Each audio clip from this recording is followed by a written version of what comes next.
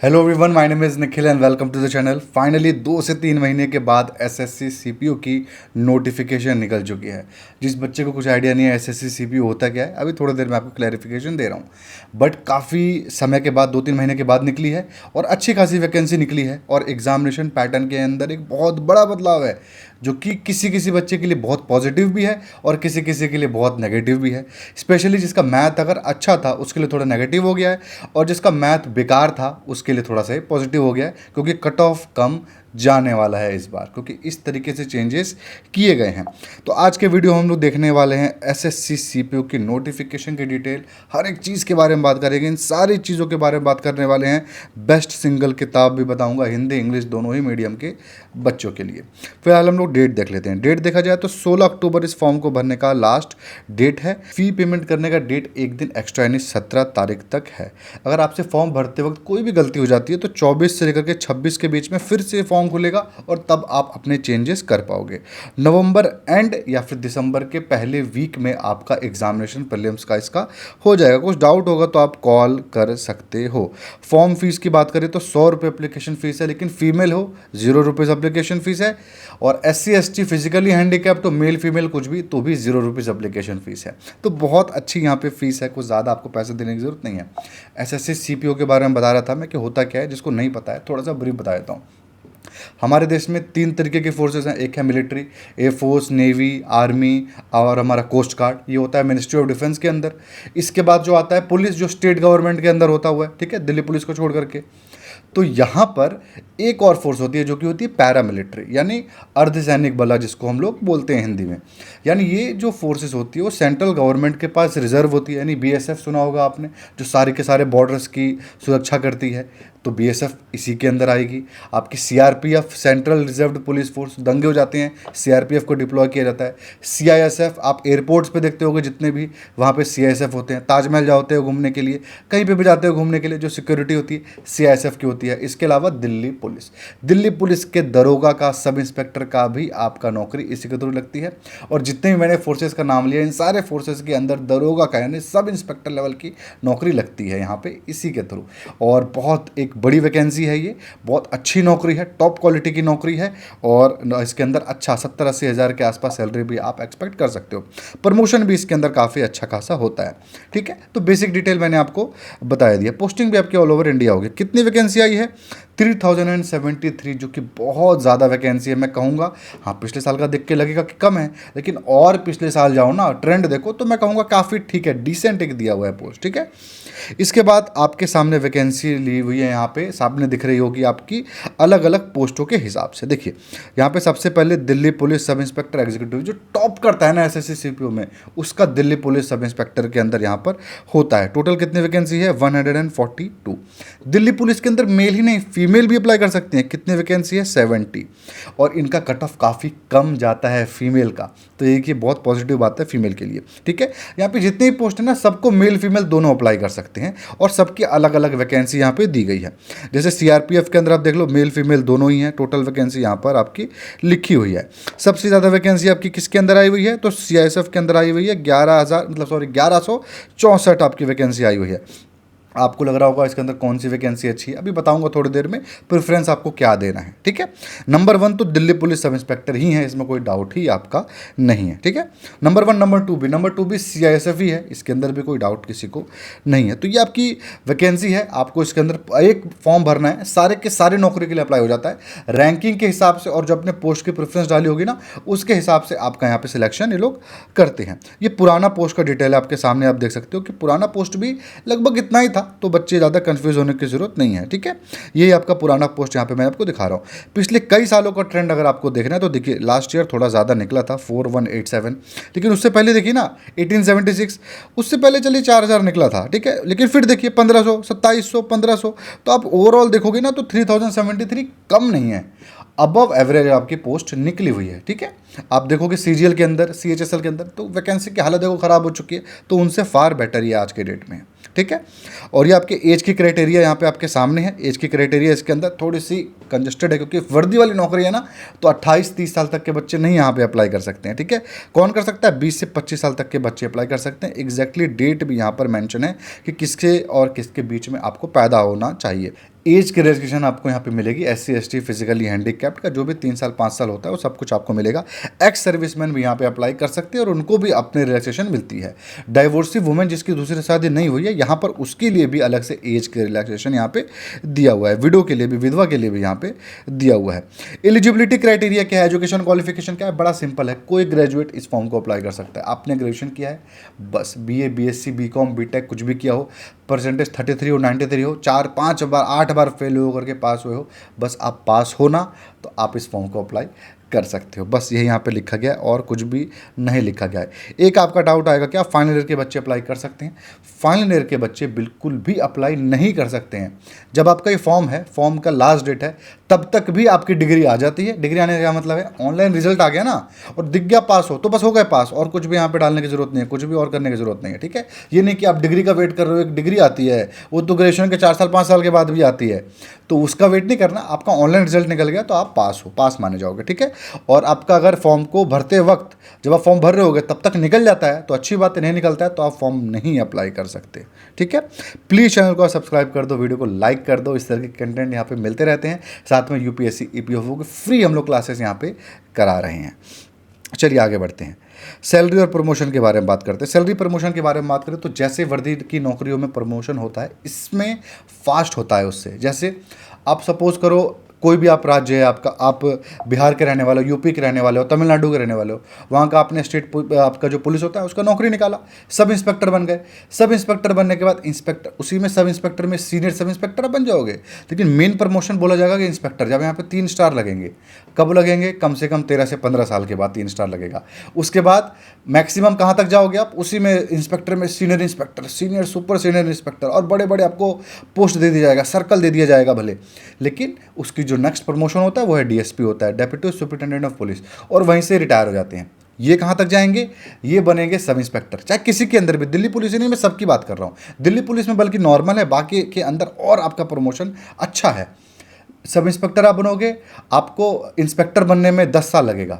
उसके बाद इंस्पेक्टर के बाद आप कंफर्म DSP तो कंफर्म बनोगे ही बनोगे, यानी ACP भी बनोगे। ACP बोलते हैं उसको मेट्रो सिटीज़ में, और आपको DSP बोलते हैं नॉर्मल स्टेट्स के अंदर। ठीक है, तो अब वो बनोगे ही बनोगे इसके अंदर, ये कंफर्म है। स्टेट पुलिस के अंदर कुछ भी कंफर्म नहीं है, इंस्पेक्टर से रिटायर हो जाते हैं 50% के लोग। और यहाँ पर आपका DSP ही नहीं, SP बनने का भी चांसेस है। बहुत सारे लोग SP बन के भी रिटायर होते हैं।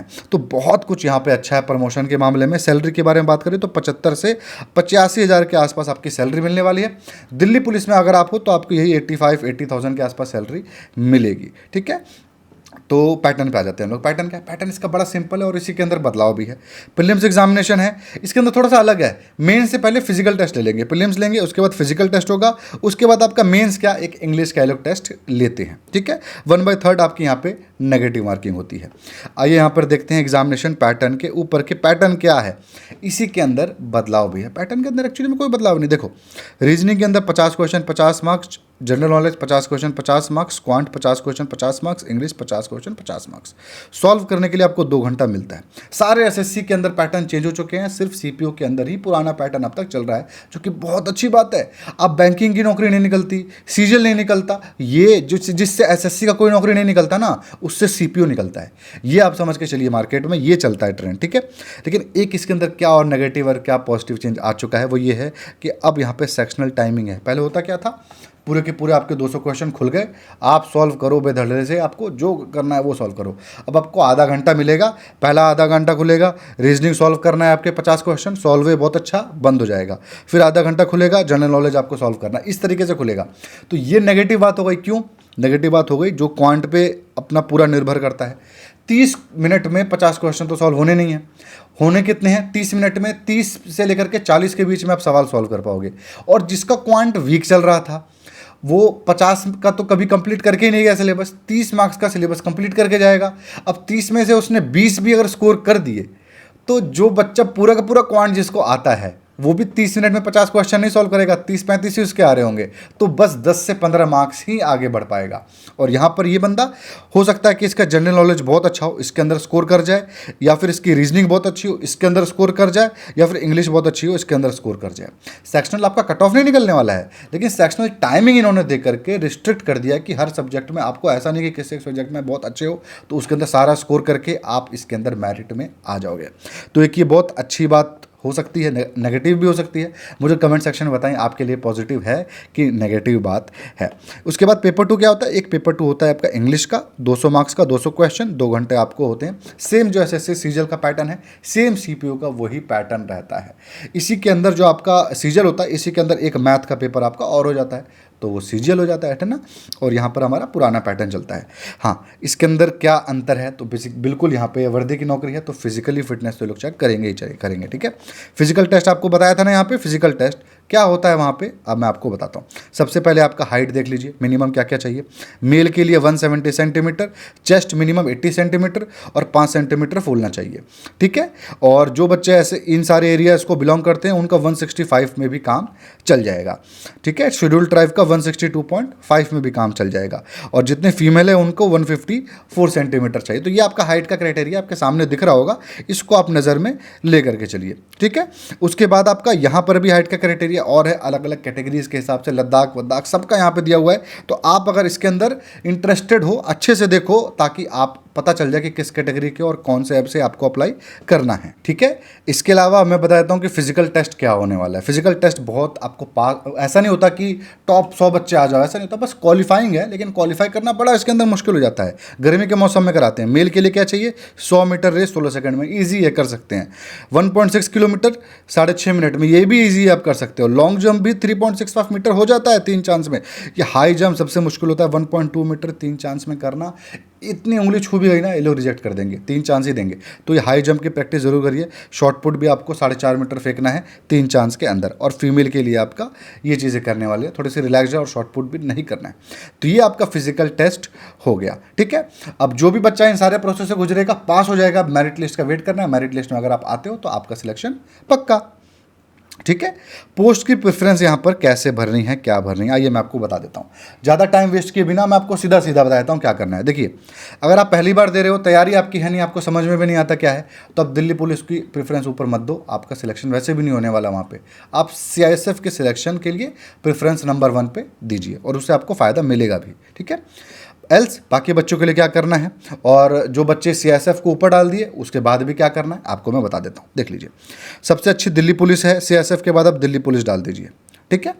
उसके बाद यहाँ पे कौन सी नौकरी अच्छी है आपकी? दिल्ली पुलिस और CISF के बाद जो आपकी नौकरी अच्छी है वो है आपकी CRPF, central reserved police force. ये काफ़ी अच्छी नौकरी है। CISF हमारा हो गया और आपका दिल्ली पुलिस हो गया, और उसके बाद हमारा सेंट्रल रिजर्व पुलिस फोर्स हो गया। ये भी उतने हेक्टिक वर्कलोड नहीं है। अब इसके बाद जितना भी बचा ना, इन सब के अंदर बहुत ज़्यादा हेक्टिक है। BSF है आपका, ITBP है और SSB सशस्त्र सीमा बल। ये तीनों ही एक लेवल के हैं, लेकिन सबसे इसके अंदर हार्डेस्ट नौकरी कौन सी लगती है? तो मेरे को ITBP लगती है, क्योंकि ये पूरा का पूरा बॉर्डर जो एरिया होता है इंडियन और तिब्बतन का, वहाँ का देखते हैं, बहुत हिली एरिया होता है।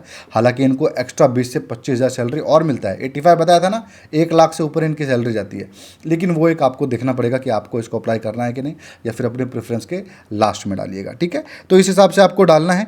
और इसके अंदर पूछा जाए मेरे से तो ठीक है, BSF को मैं ऊपर डाल दूंगा, फिर SSB डालूंगा और फिर ITBP लास्ट में डालूंगा, ठीक है। ये आपके पोस्ट की प्रेफरेंस हो गए। सिंगल किताब कौन सी है सर? एक बता दो और कुछ भी लेने की ज़रूरत नहीं है।